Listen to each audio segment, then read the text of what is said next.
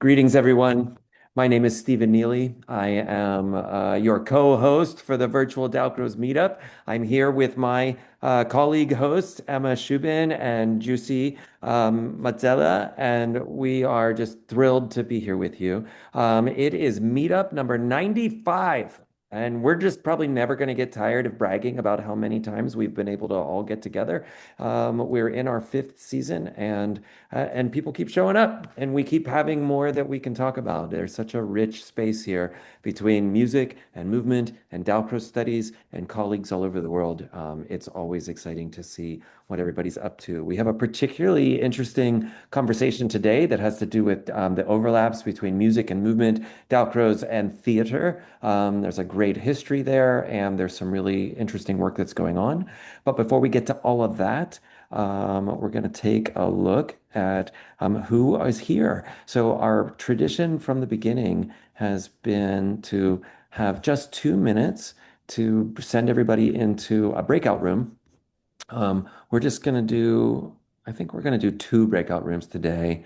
And so you're going to get 2.5 minutes to introduce yourself, say where are you from, who do you teach, and where are you located, and what's your name. So if you say those things and just quickly pudge through, I'll call you all back in 2.5 minutes.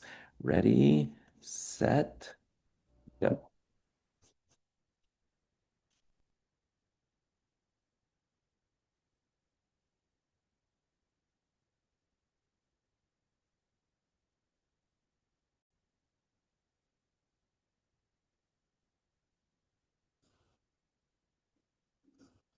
Welcome back, everyone. I hope you had a chance to introduce yourself. If you didn't, we'll all be a little quicker next time. The always the hope is not necessarily that we got to meet everybody well, but there's we get to understand how wide our audience is and how small of a world it is, and how nice it is to get to be with some new people.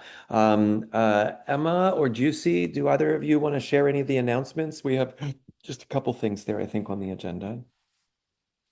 Absolutely, unless just you would like to go, but I don't totally see her at this moment. So, okay, yes, we have some lovely upcoming virtual Dalcroze meetups. You can check all the dates. There's a little thing to click on that'll give you all the upcoming dates for our next meetups. Our next masterclass is with Sylvia Contreras this coming weekend, April 12th and 13th. You don't want to miss this. Solfege is a topic that can feel too vast, but this woman is incredible. I had the opportunity to take a few classes with her at Carnegie Mellon when I was visiting before the ICDS before this last one, and she's nothing short of phenomenal. So please come and check this out. We chose her very much on purpose because I think many of the audiences that we work with have not had the opportunity to work with her, and she's just unbelievable. And then we have a Dalcroze Essentials short course series working with older people with Anne-Claire Ray Ballet, which is starting at the end of this month. And for those of us living in Europe, we may know her name, but also this topic is really dear to many of our hearts, and I think will be very rich. So those are that's my 2 cents. Stephen, have I missed Thank anything? you. Yeah, no, and I'll just triple everything that was just said.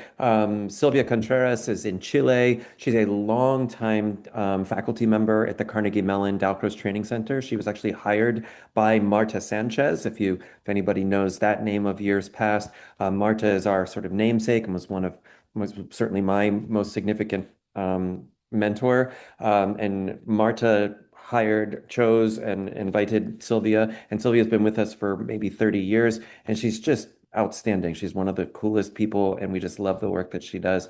And we wanted more people to get a chance to meet her. So if you haven't worked with Sylvia Contreras, you should register. And if you do any amount of singing with the kids or with the adults anywhere in your practice, or would like more or more techniques to think about that, be more reason. And then Anne Claire is Geneva and has been doing the Geneva senior classes for many years, and she's brilliant and so much fun, and just has so many resources. 3 classes will not be enough, not even close to enough to work out with Anne Claire. So if you want to just get your get your thoughts going about ways you can work with older adults and the types of concerns, the types of care, the types of repertoire and exercises that we do. This is the one to not miss. Today, we are so thrilled to talk about Dalcroze and theater. So we've got two of our favorite people lined up to speak, and then I'm seeing the room, and I know we have a number of others in this room who could easily contribute to this conversation. So I think we're going to be great. Hayder Medini from Tunisia is a new friend we've been seeing at the VDM, and we're just thrilled to have you, Hayder. And then Andrew Davidson is a long friend of ours, Dalcroze diploma, and another person who has a lot of credentials working in these theater spaces. Hayder and Andrew, maybe 7 minutes each, and then that'll give us a good 25 minutes to say hi and to talk about any of the ideas.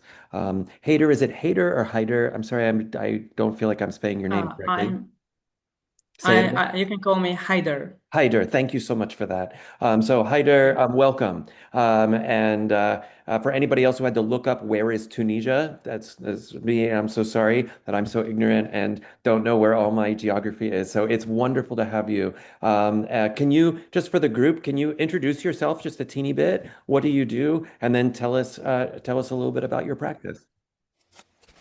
Sure.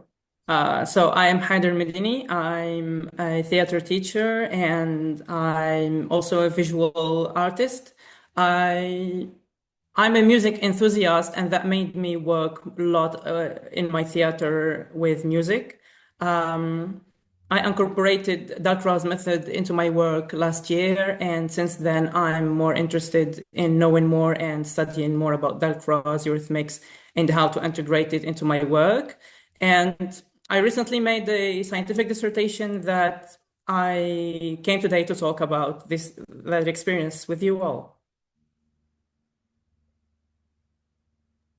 Great. The floor is yours. You've got an easy 7 minutes. So what can you share with us today?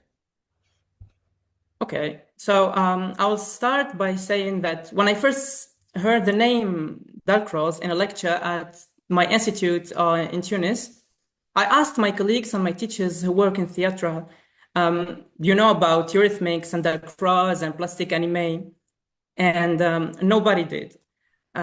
Not one single person. And I found that extraordinary because the more I searched, the more I realized that Dalcroze is not at the edge of the history. He is woven into it, into its methods, and into most important figures. He had just in some ways become invisible, but he was really in the heart of it. So this presentation in some ways is an act of making visible, let's say. Very briefly, because I suspect people in this room know about the method better than I do. Eurythmics works through three pillars: rhythmics, Dalcrozian solfege, improvisation, always moving toward the plastic anime, the body writing music in space, and Dalcroze's foundational conviction that the body is the first instrument. Everything else follows from that. And now my question is, can this method enrich the training of non-musician actor? In there, we talk about psychomotor development, sensory awareness, and expressive freedom, also in a context like Tunisia, where the method is essentially unknown. I will say that before the experiment, I needed to understand its history. And so I want to start with something that reframes everything, because we often talk about Dalcroze as a music educator, but here is what people often forget. How to say it? Dalcroze was a theater kid. He began orchestrating and performing in summer shows and early as like in his early ages at 10. And then he was like in theatre, in opera, and he was really into it. And I've been reading articles by Davidson, because I hope that he join us. And I found out that he quit music he quit theatre just to gain his musical purity, and so that made him incorporate that into music. After that, I will jump over to Hello, where Dalcroze established his institute in 1910. For 4 years before the First World War interrupted everything, it became one of the most quietly radical performance laboratories in Europe. And at the center of its transmission, then came Suzanne Perrotet, a direct student of Dalcroze, whose remarkable career, has documented Miss Selma Landon Odden exceptionally well, and whom I'm honored to have present today. Perrotet is not a footnote to this story. She is a nerve ending through her Dalcrozian principles of rhythmic embodiment passed directly into the hands of the people who would reshape the European stage. And then I'm going to move then to Mary Wigman, and who started to work with Laban at early ages, and she was really influenced by it. That made her in theatre try to cancel music, but try to search for internal rhythm rather than that. It was where she trained at Hello between 1910 and 1930 before going to work with Laban. Also, I will say about the influences with theatre. I need to say about Adolphe Appia, who's a scenographer who's a scenographer that worked in dynamic spaces, and it was really interested on that with Dalcroze. Because I have a short time, I will also just give you other glimpses of theatre influences like the Dalcroze and Stanislavski, where Stanislavski has found the Eurythmics being taught in the Moscow art school, and that's where he was introduced and made the notion of the tempo rhythm. And I will say that every time I see and read more about Dalcroze and its influences on theatre, I'm more sure that it's really incorporated in the history of theatre, and it's really in the root of many things that emerged from that time. Right now, I will jump into my own experience with Dalcroze in Tunisia, because at first it was very challenging, and I reached out to many people such as Stephen Neely, and big thanks to him, also Manuel Zazueta, that helped me a lot. And I decided to be very eclectic about my work. That's why I didn't work with classical music. And also, I didn't work with the piano. I went into working on an album that's electro, that's more of a techno rave, and it was very strange, but more engaging to what students expect from a new approach and method. And also, I really was focusing my work on walking exercises. I tried to work with sounds and textures. That's when I made them listen to a sound and to walking sound, and make them try to try to mimic the sound in a movement or in a walking performance. After that, I went and tried to work with a metronome. And so I would look and change the pitch and the time of the metronome, and that's when I found them trying to understand rhythm and incorporate it. And then I changed it very fast, and so to see how it goes with them, and it was really fruitful because I had students who helped, like who had many difficulties, and were it was very helpful for them. The results I got were that Dalcroze was a very good tool to help a technical performer to be more at ease, and a very emotional performer who is not working with technicality to be more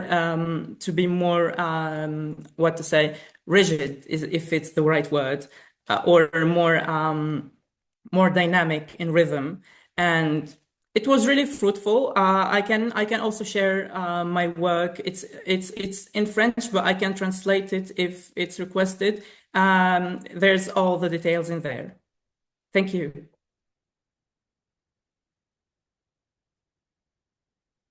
Stephen, you're on mute, just so you know.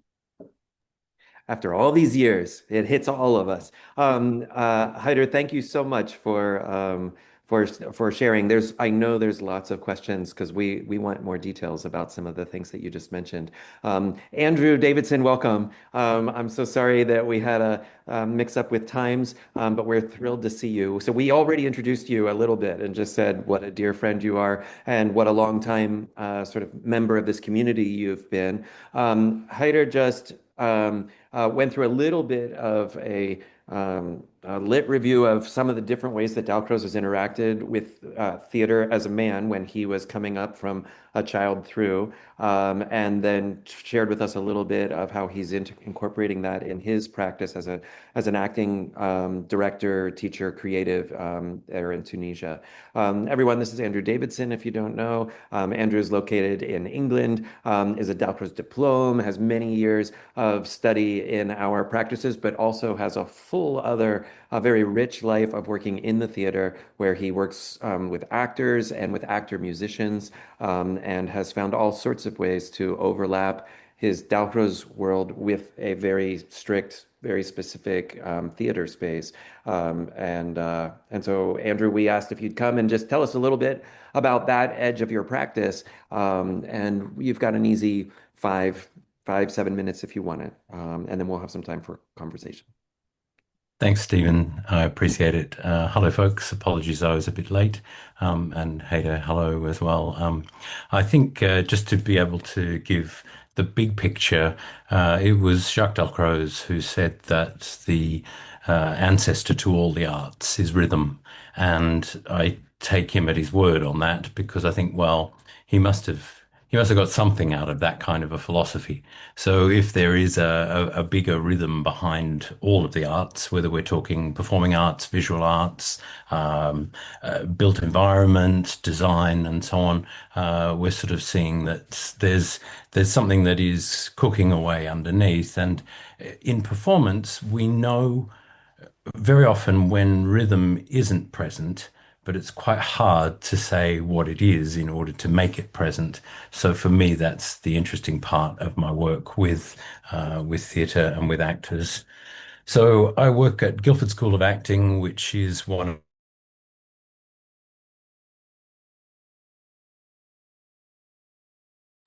Oh, Andrew, something just happened. I'm of not the sure. Oh, major schools. I have a. sorry, there was Did you a lose me? yeah, there was a lag, and then your audio went away, but then it came back. So I think Oh, we're okay. back together. So I'm All right. sorry, you were just introducing your school. Yeah, yeah. So GSA has been, well, it's its 90th year actually, and I've been there 11 years now, not quite as old as the school. Although we do have a wonderful colleague who is the UK's longest serving acting teacher, Ian Ricketts, and he's been on the faculty there for 50 years, actually more than 50 years.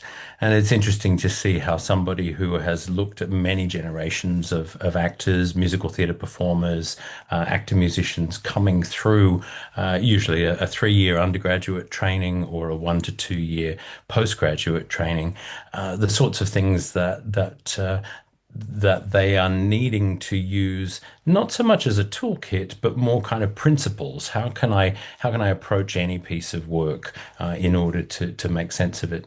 So it's interesting working alongside people that are very fresh to training, very new colleagues coming in, as well as people that have been doing this for a long time. And I think that has its own rhythm in terms of how we have lineages and we learn from one another. We pick up on opportunities to watch one another teach and so on. And I think this is for me, that's a very important part of the work that I do.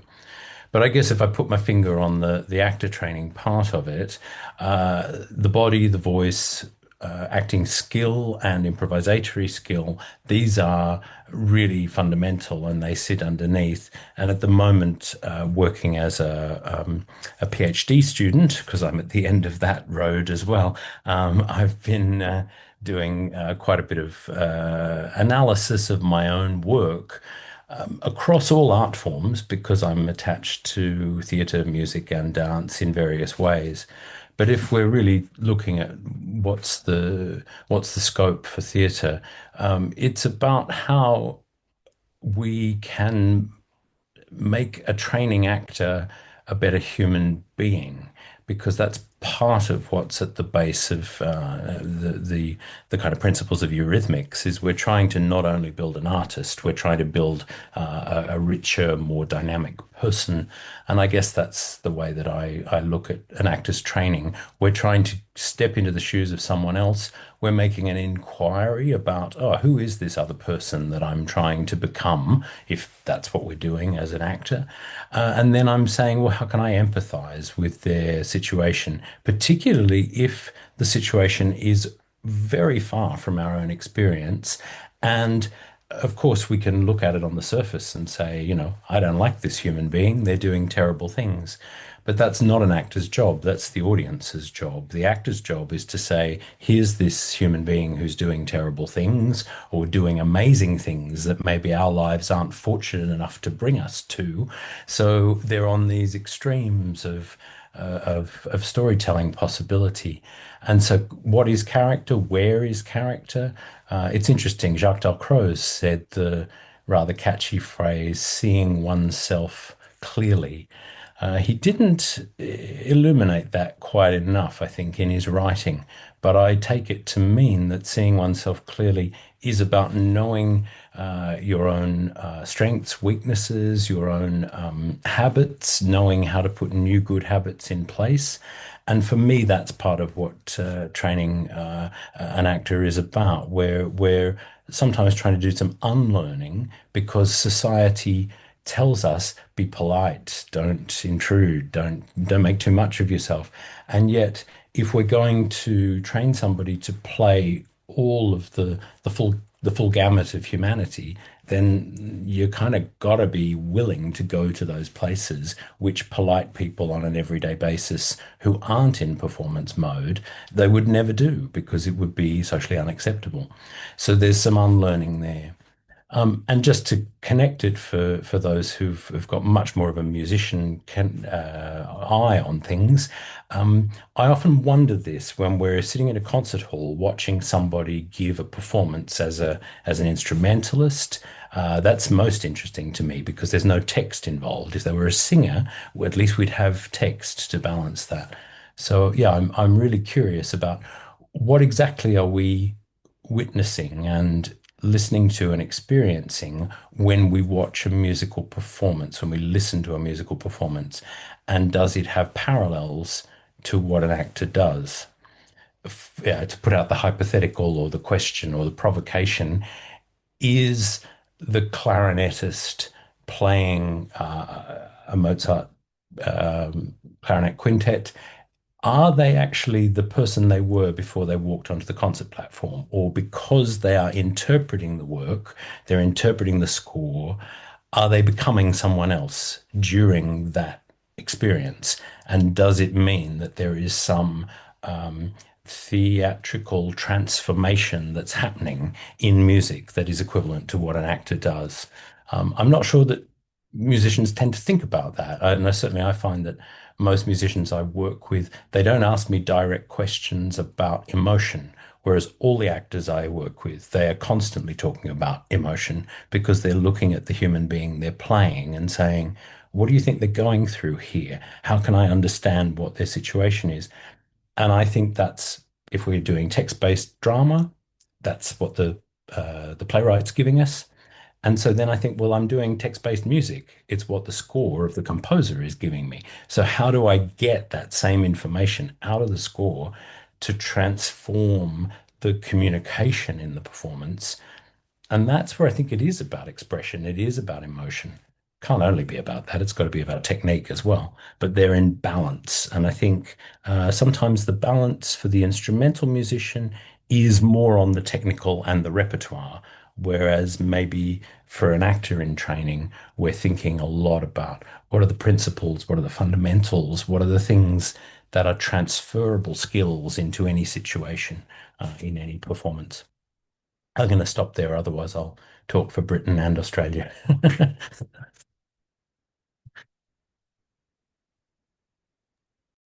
My goodness, there is always so much going on here. And I'm quite sure there isn't anyone on the call who's thinking, how did I get here? We're so pleased to hear these accounts of personal practice, which I think is one of the ways I like to describe what it is that we're doing at the meetups.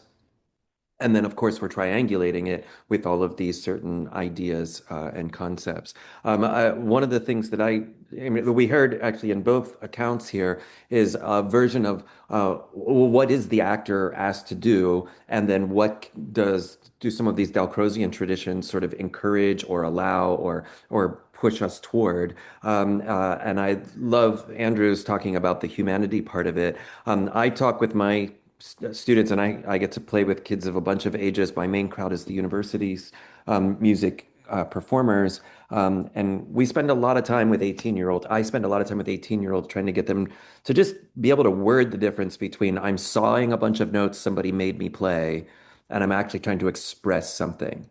And so the parallel to the actor to me always feels more immediate. Like, well, obviously you're trying to express something. Like you're not just going to stand up and say notes dryly. You have to like emote something. You have to make some sort of theatrical display. And yet I don't know that that's always obvious to every up and coming musician. So many of our practices, which I think were in parallel to what was happening in Jacques Dalcroze's day, they miss that part, or there's something about the training that doesn't require that part. Whereas maybe in an actor training, it's more obvious, although I'm not the expert on that. But in music, we know that there's so many chances where actually, if you just play all the right notes in the right order, somebody will compliment you on that. And then we wonder why it isn't life-giving, and people are tempted to quit or don't want to attend, or it turns into something other. I too could talk about this for hours and hours. I love having you all here. I want to open the floor up to the rest of our community here. We've got just under 30 minutes, which isn't a lot of time, but it's actually always seems to be just enough time to get us all thinking. So anybody want to either make a comment or ask a question of either of our presenters? Timothy Caldwell, who I have has a couple of just real overhead kind of remarks. The back to Andrew, I think it was Modest Mussorgsky who wrote that composers write in their own language, and so that's why performers need to understand what a language is, and they're really those notes that are being played, that they are playing, come from the composer who's thinking in her own language. And Hayder, you mentioned something about rhythm and that sort of thing. I had studied conducting a long time, and that's where I heard about something called natural rhythm that we all carry with us. As conductors, I have, and someone who follows music and live concerts, you can hear when the conductor is in her natural rhythm, because everything sounds pretty much alike. And that's a real pitfall for especially student conductors, or those who are well under the international framework that we have it. And there was one other thing I wrote down here about, that there's a psychological thing I throw out there too. I found that we tend to see others as we see ourselves, and when we're teaching actors, there's a real issue about, okay, how do we break out of that particular thing and become another person entirely. That's it. Thank you, Tim. Yeah. Other thoughts, comments, or questions? Hi, Rebecca. Hi, everybody. I'm intrigued by what you said, Andrew, about the quote of Dalcroze saying, seeing yourself more clearly.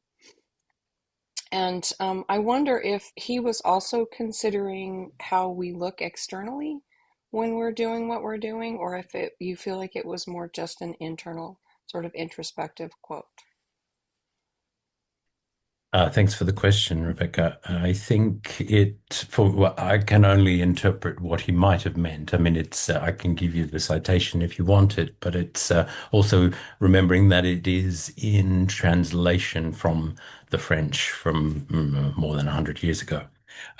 So I think seeing oneself clearly, for me, it has to go, yes, it has to go inside. If we take another theatre practitioner like Stanislavski, he would have said work on the self, which is not necessarily what we think of in contemporary psychology. He means work on the self as in, do I have the resources technically and expressively to do the stuff that's required of me?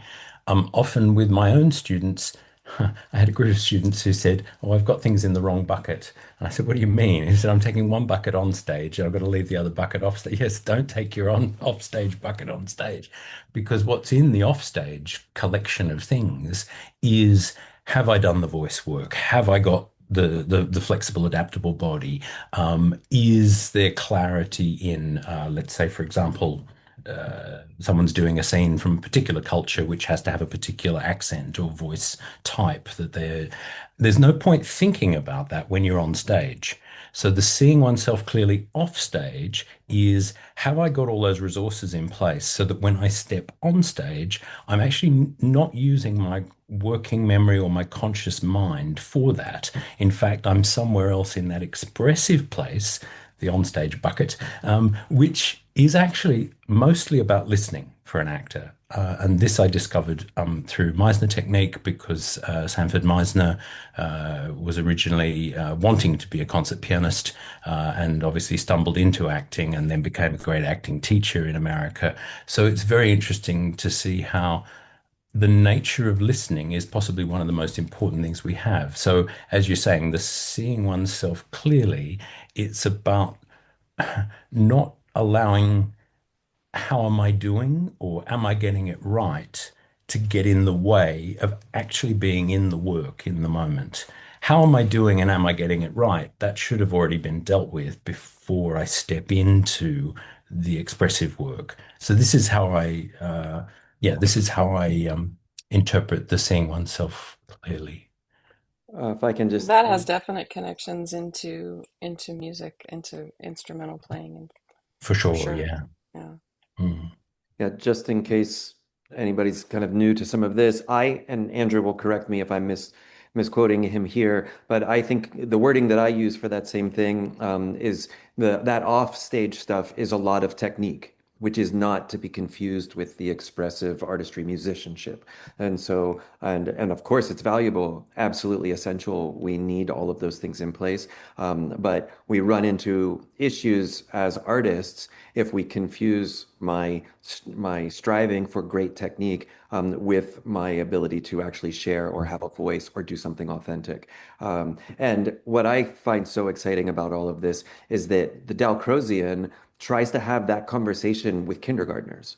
Like we're not waiting only for the adult or only for the professional or only for the artist. There is a basic assumption that we are all rhythmic, we are all artists, that artistry is there.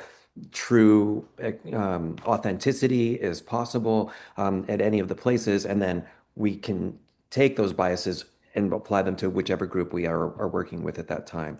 And so there's just so much rich there. Yeah, Other, Stephen, I agree. Yeah. Yeah, there's a balance between those things. And one of my great acting teachers said, "You're not there to prove what a great actor you are. You're there to tell the story." And so when I see someone on a concert platform trying to prove what great technique they have, I go, "Oh, get off. That's uh, not your job." Um, other questions or thoughts? Hi, Elizabeth.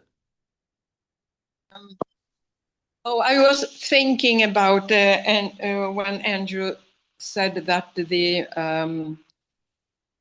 authors, they talk feelings all the time, and the musicians, they do not do that.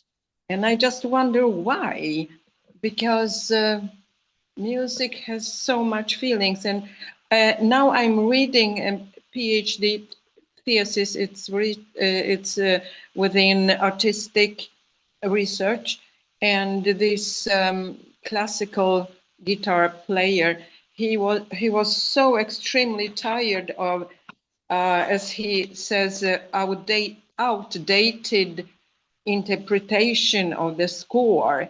So he wanted to be more as an artist. So he introduced the term of extended music. He started to work with clay, the score and clay, just to get outside of this technical thing. And then he worked with videos and other things, but it was the clay that opened up another world for him. That's so great. Thank you so much for that, Elizabeth. I like this. I'll be thinking about the clay for sure. Um, Hyder, can you tell us a little bit more about? So I know that you've been researching, and you're obviously well read in some of the histories of the Dalcroze work. Can you talk a little bit about one or two? I don't know what would we say of an exercise or experience. How are you? You talked a little bit about walking work and some metronome work and playing around with that. Do you want to? Can you tell us a little more about that, or maybe you have a different exercise? It doesn't have to be something big. It doesn't need to be a long form full event. But are there ways that you have had success using some of these philosophies in your actor training? Yeah, sure.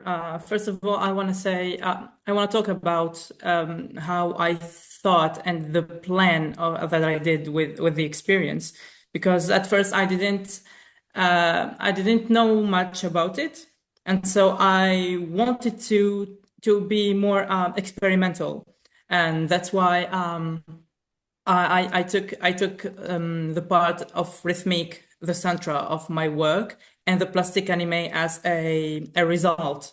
And so when I start working with my fellow actors, I try to start with breathing exercises. I try to make them feel the space, feel time more precisely. After that, I try to incorporate some sounds, and especially like with textures, I try to make them listen to sounds walking in the snow, walking in a garden, walking in a forest, and I observed how they were listening to that and transforming it into movement, trying to mimic that. Also, I can share a quick video after that if you want to see some of the experience. Otherwise, the music was a very big, a very powerful tool I worked with. I worked with an album that's very contemporary of FK Twigs, Eusexual. It's very dynamic, very not classical at all, and that made them feel more engaged. In my case, it was more of techno beats that are very dynamic, and it turns very fast into a very slow rhythm, and that made them feel more engaged and more intrigued of what's coming next. Also, hyperpop is a very good tool. I found out that works a lot because it has many changes over time in the song, and that made them be more aware of the rhythm and feeling like they can expect anything coming. Also, with the metronome exercise, it's the most challenging one for them because every time I did a metronome, and it's a walking exercise for them, and every time I change the rhythm of the pulse of the beat, it made them it made them need to always search for another rhythm, for the rhythm, for their internal rhythm, and it was really fruitful at the end. Also, I used a lot of Meissner technique in regards to that. Big thanks to Andrew Davidson, because I was reading his two articles with Stanislavski studies and about Meissner that was very fruitful in my research. The Meissner technique was really helpful because it made them feel more every detail, and not only listen but feel and experience. Like, it made hearing more of a dynamic experience, and I think it's not just musical, but it transcends into many things in art and life that you can use that. Also, what I want to share is that I had two different actors. One who's very technical, like he's just a very good actor, a dancer, but he's showing off that he's a good dancer. But the other is more of an intuitive dancer. It's more very emotional, more like she was more very inspired by Pina Bausch, and that made her not really following a rhythm, but more fluid. And both of them were extremes, and that made it a challenge where I can make them do both, and that will make a balance in the performance. And I think that those exercises were challenging for them both, but were fruitful after that. They talked to me after every exercise and told me how they feel. They felt more unison in every Dalcroze exercise with their body and their mind. They felt more aligned and more conscious with these techniques, and I was really happy about it. It's wonderful. And thank you for sharing all of that. Hayder, if there's any links that maybe you can share in the chat, maybe of some of the music that you just cited, and I don't know if the video is in a way that there's a link that we could just peek at after. I want to keep the conversation going a little bit. Hayder started by saying he chose a more experimental route. And that felt a little bit like a younger man who's kind of new to the work saying, I'm not trying to do the work, but actually you are doing the work. Like, that is kind of the root of the work, is that when Jacques Dalcroze himself talked about his early classes, they were experiments. Like, he didn't know the answer. He didn't have a thing called eurythmics. He didn't have a set of stock exercises that were the right exercises that needed to be executed in this order. Instead, he had an intuition that the body had a role to play, and that if we could just tap into that and motion and rhythm, that these things all had something to contribute. And then he was, just as you're describing, looking for ways that I can get the body a little bit more alive and awake and involved, which has led to 100+ years of many traditions. But I don't think the traditions are actually the root of it, and that's Stephen Neely's opinion. I think the traditions are a great record of many years of great work, but it's not really the root of the work. The root of the work is curiosity and a belief that the body holds some truth. We still got 11 minutes. Anybody, another question or comment for either of our presenters, or something about your own? Hey, Sui Ming, it's so good to see you. Hi, nice to see you. Just interesting because the music is such an abstract thing, isn't it? I mean, but for actor, they are very they seems like they would like words, and they like theme, they like very clear contents about what they should do and not do. And how do you make them kind of using this abstract mean to kind of put the emotions into integrating into their character building and in their performance? Andrew or anyone want to? Anyone? Sure. Well, yeah, there's a few things there. I guess it's interesting we're using the word emotion, and I suppose I do use that. I do use that in a music context. This is partly to do with disciplines, and it connects to something Elizabeth said, and it's also taking up on some of Hayder's ideas, swimming that we have two different types of artists because of their histories, and it's partly that actors, drama schools are about 150 years old, if that. Music conservatoires have been going for centuries. Dance conservatoires have been going for centuries.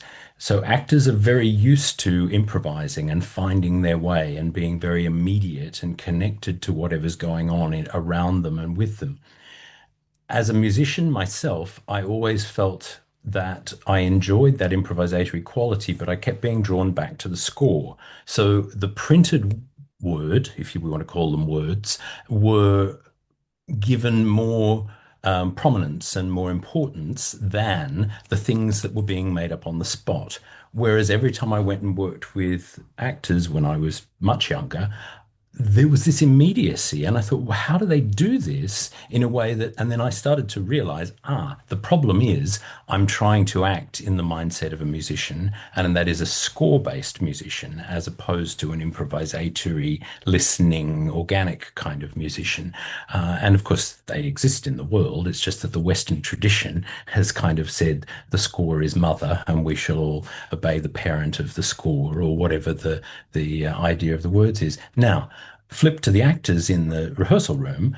I'm always trying to bring actors back to the page, to the playwright's words, to the clarity, to the focus. It's actually building for the student actor a sense of that discipline, which you simply want to get rid of sometimes in an instrumentalist or a singer, and just say, let all that go and find the more organic, connected vibe that's going to help your work.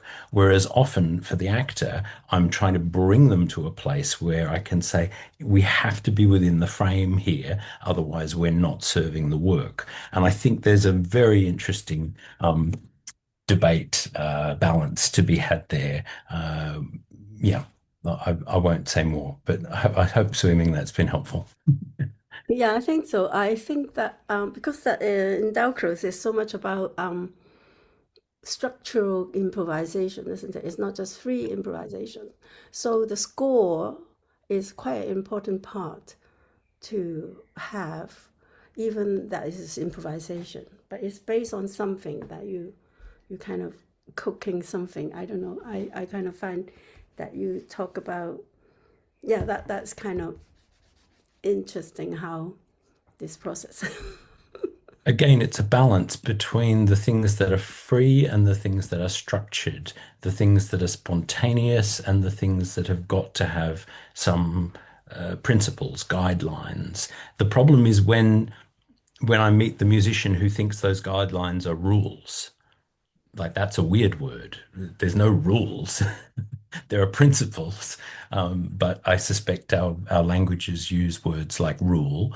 I wouldn't want to know that my music students were following the rules. That seems a very strange thing for an artist to be asked to do. Whereas to say there's okay, so we're mentioning Sanford Meisner in his context of working with actors on text, he would say that the playwright's words, they are the train tracks, and you know that the tracks are there, so you don't have to hold on to the steering wheel of the train because you don't have to steer it, you have to give the energy for it to move. And so this is interesting to me when I convert it to a music context, is to say, if you know the score, just go. Don't be in this place of saying, oh, I couldn't possibly, or that would be wrong, or how am I? Also, that's to do with this business of being in the moment, in the performance, as opposed to being out of the moment in the preparation of the performance. They are two completely different worlds in a way.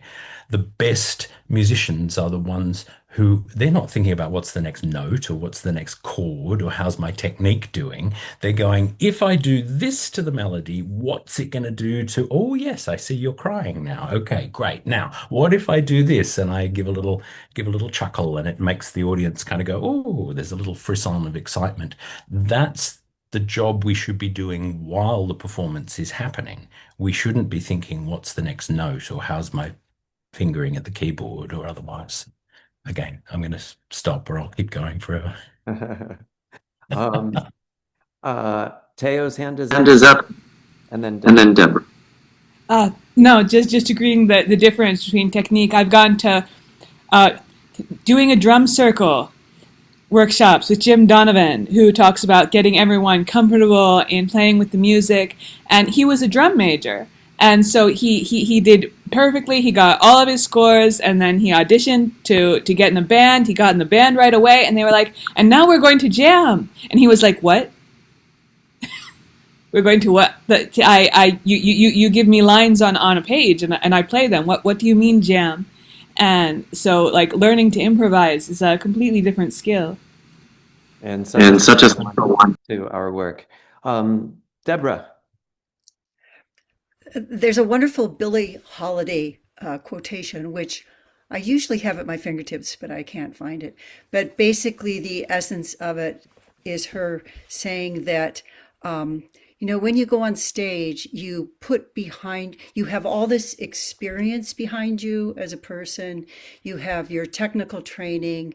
You have your training in the score and the words or the notes or whatever. And then the idea is when you go on stage, all that you have behind you, and you go on with that confidence, but you move to a different place from there. And that place is in communicating with your audience. And it's very rich when you have that experience, because no matter what level you are in your musicianship or acting, when you reach that point, you reach people. And to me, that's kind of the gist of what we're talking about too.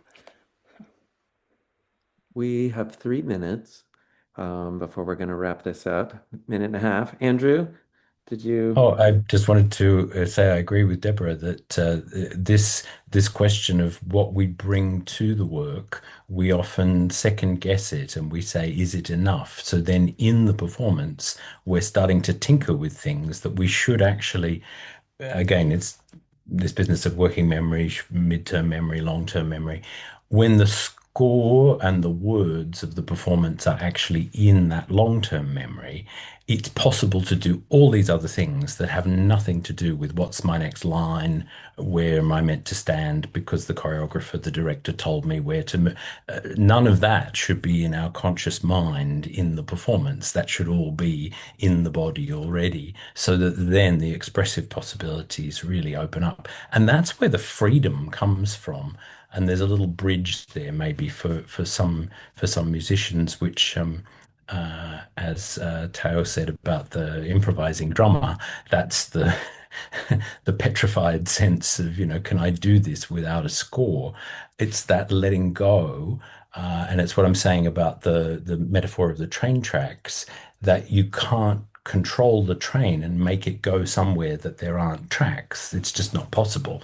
So you have to yield, you have to let go and allow things to surprise you in the performance. And I think that's probably what the Billie Holiday quote is kind of saying. You sort of take yourself into this space where you're not trying to force something to happen.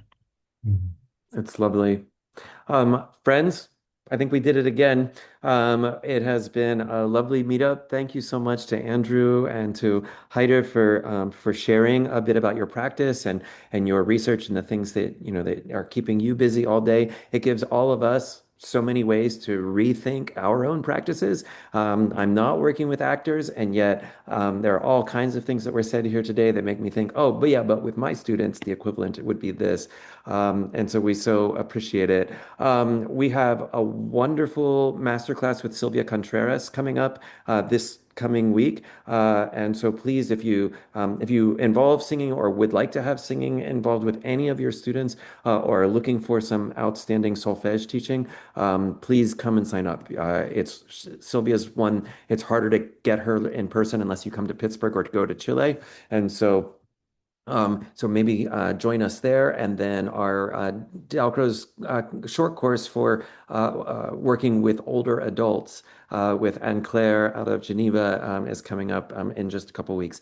And so both of these, two of our last big things of the season, we hope to see you all there. Thank you again, all. Have a lovely, lovely day. Thank you. And we will see you back at the virtual Dalcroze meetup. Thanks, Stephen. Thank you, everyone.